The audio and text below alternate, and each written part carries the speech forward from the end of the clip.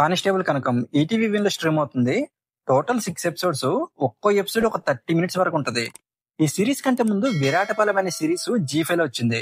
దానివల్ల కొంచెం కాంట్రవర్సీ కూడా అయింది. ఎందుకంటే సేమ్ స్టోరీ అనుకుని. కానీ ఈ సిరీస్ కి ఆ సిరీస్ కి నక్కకి నాగలోకానికి ఉన్నంత తేడా ఉంది.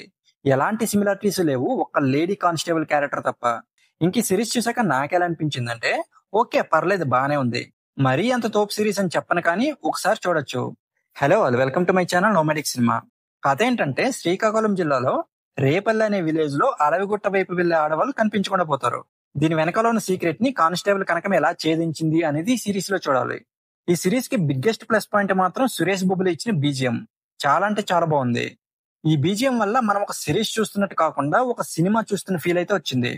ఈ సిరీస్ లో ఉన్న స్టోరీ కొంచెం రొటీన్ గా ఉన్నా లాస్ట్ వరకు ఎంగేజింగ్ గానే ఉంటది.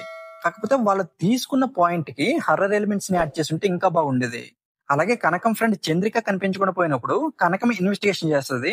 ఆ పోర్షన్ ఇంకొంచెం థ్రిల్లింగ్ గా ఉంటే బాగుండేది. కానిస్టేబుల్ కనకం క్యారెక్టర్ లో వర్ష చాలా బాగా చేసింది.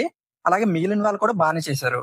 ఇంకా డైరెక్టర్ ప్రశాంత్ కుమార్ రొటీన్ స్టోరీనే తీసుకున్నా లాస్ట్ వరకు ఎక్కడ బోర్ కొట్టకుండా బాగానే తీశారు. కాకపోతే థ్రిల్ కొంచెం తగ్గింది. ఇన్వెస్టిగేషన్ అండ్ హర్రర్ ఎలిమెంట్స్ లాంటివి ఇంకొంచెం ఎక్కువ పెట్టుంటే బాగుండేది. అసలు చంద్రికకి ఏమైంది అనే హుక్ పాయింట్ తో సిరీస్ ఎండ్ చేశారు. అది బాగానే అనిపించింది. సీజన్ 2 కూడా ఉంది కాబట్టి అందులోనైనా ఇన్వెస్టిగేషన్ పోర్షన్ ని ఇంకొంచెం బెటర్ గా చూపిస్తారేమో చూడాలి. ఇంకా ఓవరాల్ గా ఈ సిరీస్ గురించి చెప్పాలంటే పర్లేదు, ఒకసారి చూడొచ్చు. ఎలాంటి అడల్ట్ సీన్స్ లేవు కాబట్టి ఫ్యామిలీతో కూడా చూడొచ్చు.